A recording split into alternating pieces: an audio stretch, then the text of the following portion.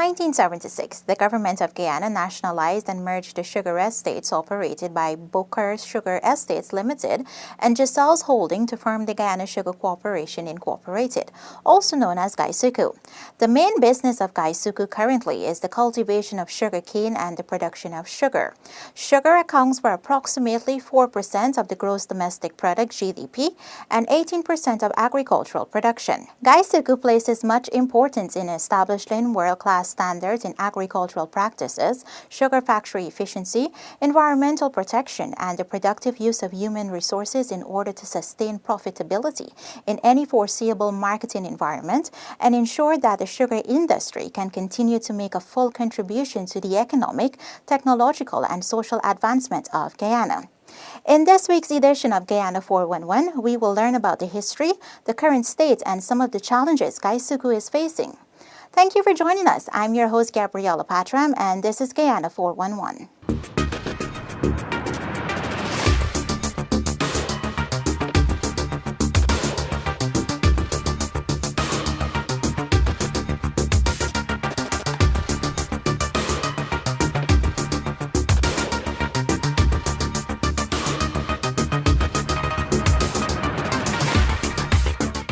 Sugarcane cultivation was first introduced in Guyana in the 1630s, and the scale of planting expanded rapidly from the second half of the 17th century onward.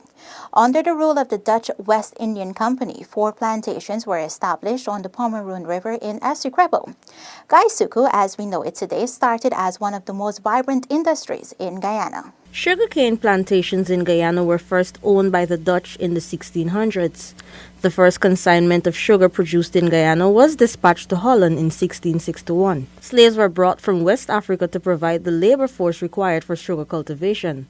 In those days, there were few machines and a large labor force was required to dig canals, plow the fields, and most of the other field and factory operations that are now done by machines. Every year, the number of slaves on the plantations increased, and by 1830, there were about 100,000 slaves working on the plantations. The abolition of slavery in 1834 saw many freed Africans resorting to subsistence farming, and by 1848, only about 20,000 Africans were still working on sugar estates. Between 1838 and 1917, about 240,000 East Indians were brought to British Guyana under the system of indentureship. Following the Dutch, the sugar industry in Guyana was controlled mainly by the British, more specifically by the Booker's family and Tate, Lyle and Jessil Holdings. The Booker's family owned major sugar plantations in Guyana since the early 19th century and was responsible for over 40% of British Guyana's sugar exports and approximately 25% of the gross domestic product. The firm had expanded its holdings by purchasing other plantations that had encountered economic problems, and by the end of the 19th century, the Booker's family owned most of the sugar plantations in Guyana. The owners of the industry at that time were business-oriented, playing a leading role in the economy of the then British Guyana. Booker's impact on the economy of the country was so great that the colony was often humorously referred to as Booker's Guyana. Booker's owned 15 of the existing 18 sugar estates by 1950. While the international shipping business was provided by the Booker's brothers, who controlled the sugar terminals in Georgetown. In 1976, the government of Guyana nationalized and merged the sugar estates operated under Booker Estates Limited and Jessil Holdings to form the Guyana Sugar Corporation, now known as GuySuCo. The government of that time acquired the 9 Booker sugar estates in Guyana along with the 2 Demerara Sugar Company estates to form GuySuCo. The entire sugar industry was soon after reorganized under the supervision of the state. Between 1976 and 1977, the industry established its nationalized presence by appointing its first chairman, Harold Davis, the launching of its information hub Sugar News replacing Booker News, and a new corporate flag and crest designed by apprentice Colin Ned and agronomist Claude Vibert. The first cane variety introduced for harvesting and cultivation since nationalization of this industry was the DB66113. This variety is still used and occupies 12% of cane cultivation. However, the oldest variety used in the sugar industry for cultivation is the DB15841. The main business of this industry is the cultivation of sugarcane, production and marketing of sugar and molasses, while cogeneration and value-added products are among other key aspects of business. For 40 years, the industry has managed to produce one of the world's finest raw sugars. The Demerara Gold Brown sugar, which was developed, is enjoyed around the world and is exported throughout markets in the European Union, the United States of America, and the CARICOM countries, which include Trinidad, Suriname, St. Lucia, Grenada, Antigua, Dominica, Barbados, St. Vincent, and Jamaica. GuySuCo is currently undergoing a dynamic transition process. The objective is to create a resilient and sustainable business. In 1975, an agreement was established between Guyana and the European Union, guaranteeing increased sugar production and expanding the market shares among Africa, the Caribbean, and Pacific countries. Sugar is a dynamic industry but is undergoing one of the most dynamic, complex, and turbulent periods of its existence.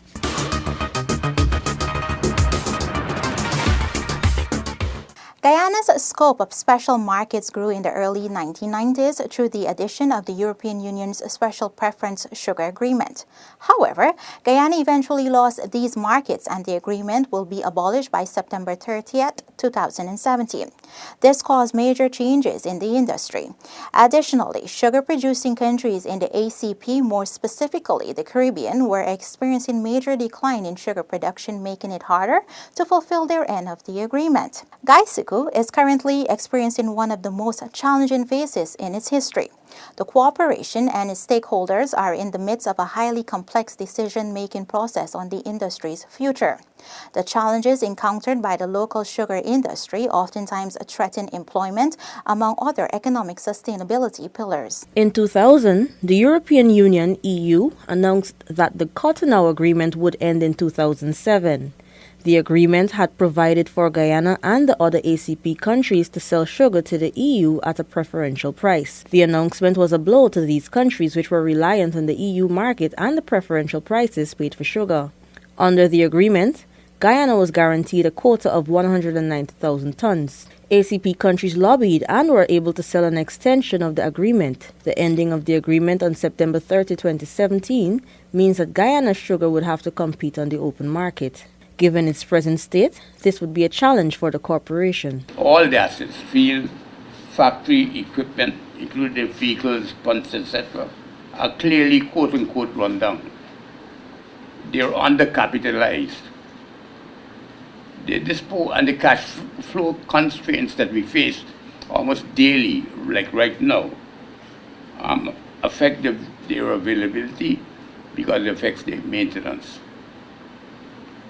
And this is seen in the dramatic declines in production which have been taking place in recent times.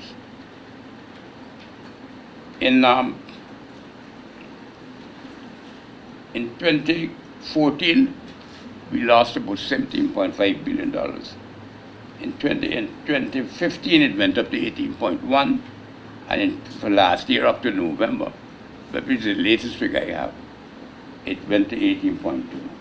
The subsidies given out by the government have equally dramatically increased from $1.8 billion in 2014 to $16.2 billion in 2015 and $11 billion in 2016. In addition to mounting losses over the years, GuySuCo has been suffering from a decline in production. The present conditions at many of the estates require significant capital investments in both field and factory if they are to reach efficient levels of production. In terms of making losses, now GuySuCo has become a chronic loss maker.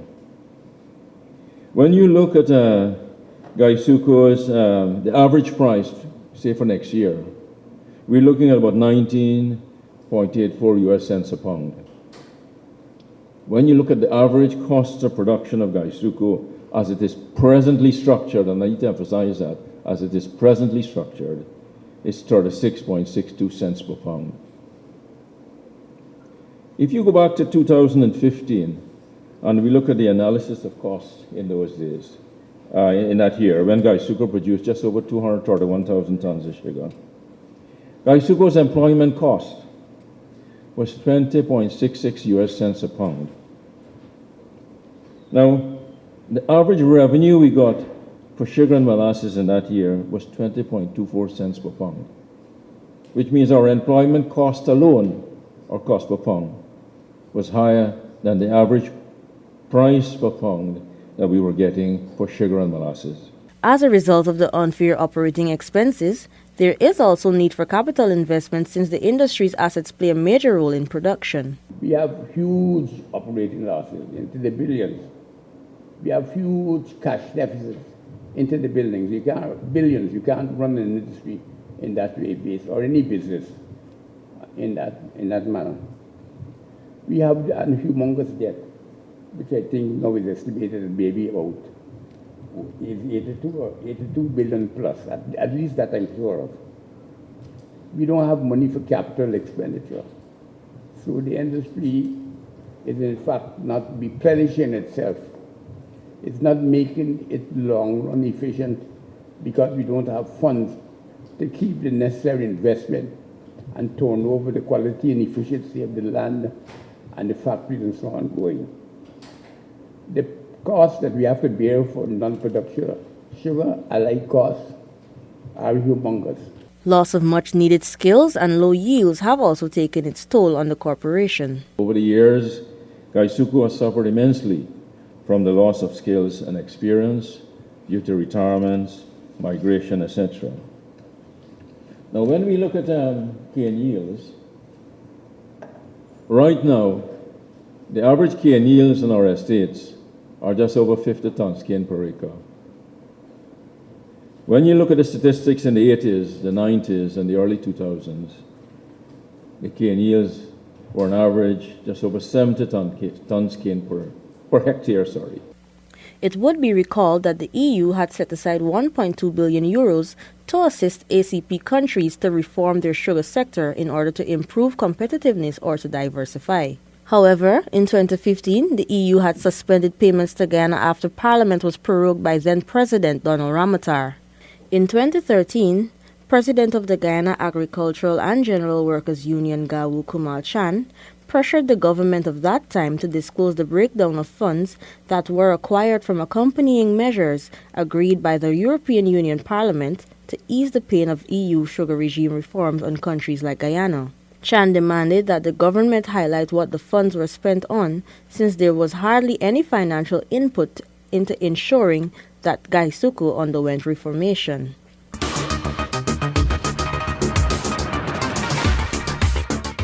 The current state of the Guyana Sugar Corporation has been forced upon the incoming APNU-AFC coalition government in May 2015. The government was challenged to deal with siphoning billion-dollar subvention to sugar industry to maintain the well-being of the employees, while at the same time creating new avenues for the sustainability and diversification of the sugar industry. After taking into consideration the immense challenges faced by the industry, GuySuCo and the government must now look at what is available and use it as a vehicle for improved and diversified agriculture. Some may say sugar has failed, while others say that sugar is too big to fail. But it must be understood that the industry, GuySuCo in itself, is too big to fail. Where GuySuCo is today determines whether the industry will transform, leaving a positive impact, or will result in thousands of unemployed citizens in the country. Positive changes can only be effective if only the right and best decisions are made. In 2015, the APNU-AFC coalition government, upon assuming office, was forced to address the state of the Guyana Sugar Corporation. The government came into office in May and in June was forced to borrow money from Jamaica to pay sugar workers. A US $2 million loan from the National Commercial Bank of Jamaica was fast-tracked to avert the financial crisis at GuySuCo. The Sugar Corporation welcomed the new government with a request for $16.9 billion to fund operational expenses. This amount did not include capital investment, which was badly needed. The first budget presented by the new government in 2015 provided a $12 billion bailout for the cash-strapped industry. In June, it averted the crisis by injecting $3.8 billion into the industry and plans to transfer an additional $8.2 billion for the remainder of the year. However, Mr. Speaker, this stopgap measure is neither sustainable nor meant to be a substitute for or postponing of the hard decisions that need to be made. Whatever part the industry takes, it is vital for the sake of the national economy that it remains viable and able to compete in an increasingly competitive and volatile global market.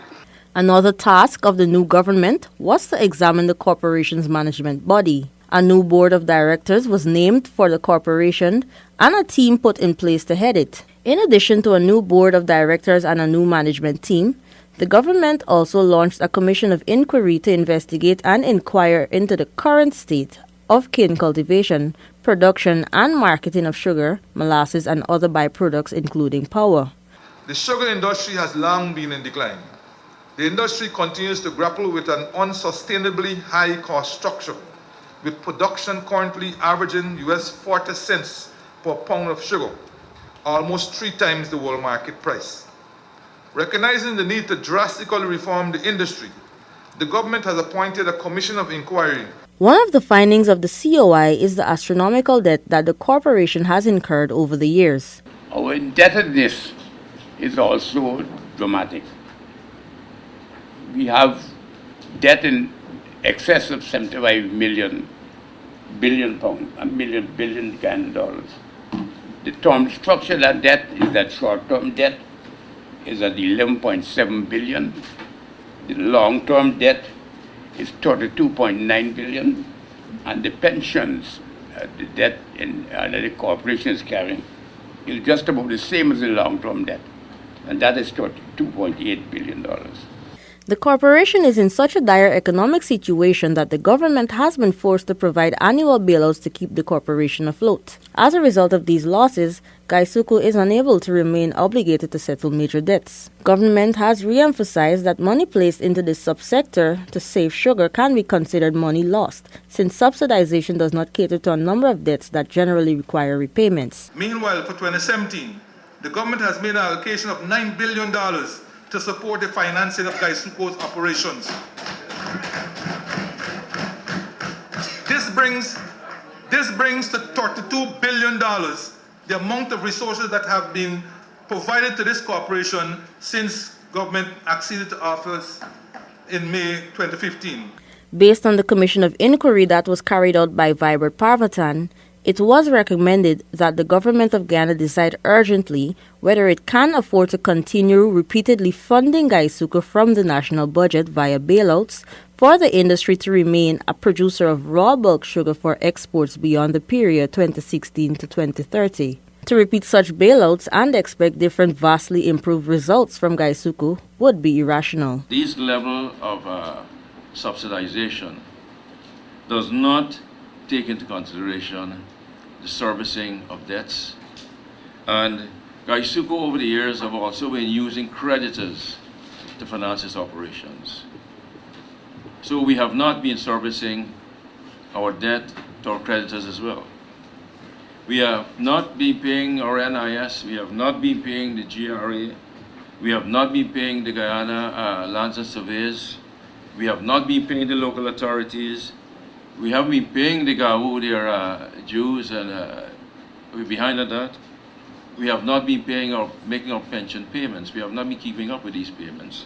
So just at about every front, GuySuCo has been defaulting on its obligation to service these debts. It is inconceivable that the highs of the former European Union preferential market would ever return.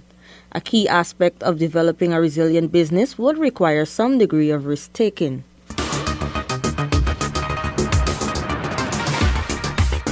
Another important exercise on which GuySuCo is embarking is the renewal of its focus and revision of its goals by developing a diversification program. Future projections show a high chance that sugar will not be profitable over the next decade. This has therefore created the occasion for GuySuCo to rethink whether its core business should still be sugar. Since coming into office, the coalition government had signaled its support for the sugar corporation to turn it around to a position of profitability. Uppermost in the minds of the government is the welfare of the workers. I've been trying to get people from India to come to Guyana to look at the sugar industry and to see how they can contribute to improving the production and the cost of production so that sugar workers can look forward to an industry that is making profits. As you know, the industry has lost so much. It is indebted to the tune of $85 billion, and also A lot of money had been spent on the Skellen estate, and we have not been able to factory, and we have not been able to get it to produce at the cost we would like. With the projections that sugar will not be profitable over the next decade, GuySuCo has to rethink. But even as government looks to support the sugar corporation, these measures would have to be balanced against the needs of other sectors. Over the past years, not much was done by way of securing the future of both the industry and the future well-being of its employees. Opportunities existed in the past to reorganize and modernize the industry, but these were not pursued. Reference is made here to better sugar prices, funding from the European Union, accompanying measures following the reform of the European Union price regime, access to appropriate levels of skills and experience, etc. Government is deeply concerned about the future well-being of sugar workers and their families. Government is also deeply concerned about the state of the other sectors of the economy and the critical need for investment in these sectors. It would be irresponsible of this government to not sensibly address these challenges in a sustainable manner. One option being explored is to diversify into other crops and products. Feasibility studies have been conducted in the areas of aquaculture, fruit crops, orchards, livestock, and dairy farming, among others. Among tough business decisions to be made is the identification of locations to be utilized in the implementation of the diversification program. It was against this background that the Wales estate was selected as the location to be used for the pilot project. Recently, the government of Guyana, through the Ministry of Agriculture, decided to make lands available to workers of the Wales sugar estate for them to become self-sufficient in farming practices. These lands would be utilized for diversified agriculture in the areas where feasibility studies have been conducted. GuySuCo sits on probably the most fertile lands along the coast. That is well irrigated, well drained. Some of the best infrastructure in the country, even though it's run down, but it needs investment to fix. But GuySuCo basically sits on some of the best lands along the coast. But the use to which these lands are being put are unprofitable, are a drain on the economy. Could not funds be invested in moving from planting sugarcane on some of these lands to getting into other activities that are profitable, which would create employment and create wealth? Could some of these funds be used into turning sugar workers into farmers, entrepreneurs? The kind of projects that we have earmarked for that, just to remind you, is in the area of rice cultivation, possibly aquaculture, the establishment of orchards, and dairy farming. As far as that goes, where we're talking about dairy farming and orchards, we're looking at the possibility of setting up juice processing facilities and pasteurization facilities here at Wales Estate to process the juices as well as dairy products. Meanwhile, approval has been given by GuySuCo's board of directors for 14 farmers who supplied cane to the Wales estate to access lands by lease to cultivate sugarcane in Iflot. This is in an effort to maximize production at the Iflot estate, while factory workers will be merged and required to carry out duties at that estate. The other estates, therefore, are not estates that we are abandoning. They're estates that we're trying to transform into other types of industries. We're not abandoning, we're not shutting down Wales. What we try to do is to make Iflot produce some of the sugar that Wales used to produce, and to make Wales the location, indeed the factory itself, of the processing plant for fruits and fruit juices and the dairy products that we intend to produce. We're going into aquaculture, we're going into rice, as the chairman told you. So the idea, we consolidated these Damara estates. So the idea is to try and make all these things more efficient in the context of having a residual bulk sugar industry that is guaranteed access at prices we can compete with, and that we are historically now inherited, and which we should look at for the next and the coming future. With the availability of advanced technology and increased knowledge base in agriculture, business, marketing, increased financing opportunities, growing demand for healthier lifestyles, the need for food security, and the enormous availability of land, the opportunity has never been more ideal for the transitioning of the corporation to realize its true potential as truly an agro-business corporation. Meanwhile, as sugar production continues, measures will be put in place to ensure the sale of the product is efficiently executed. That is the calamity that really we face now. But the reality, as we've always said, is that production costs are high. And without some sort of protection in the market, we're likely to run into trouble. People might ask what would happen if the CARICOM market gets opened up. It can't get opened up beyond the pace that we can control it because we remember CARICOM and we all agree on a common external tariff.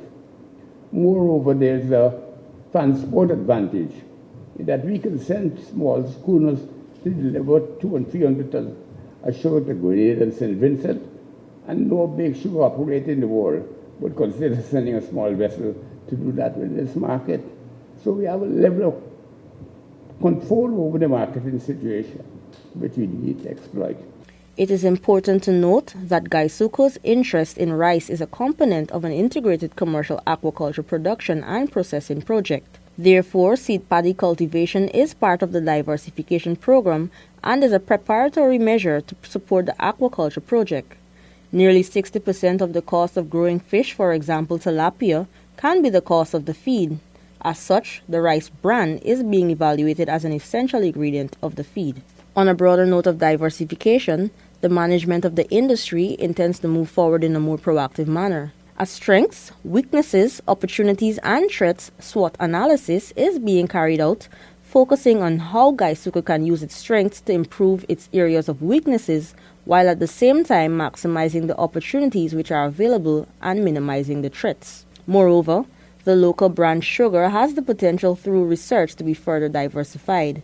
The industry can venture into producing sugar cubes as well as white sugar among other sugar varieties and products. Additionally, new branding and product lines can be expected as there is a push to ensure a viable and sustainable sugar industry is re-established, making a positive contribution to the growth and prosperity of Guyana.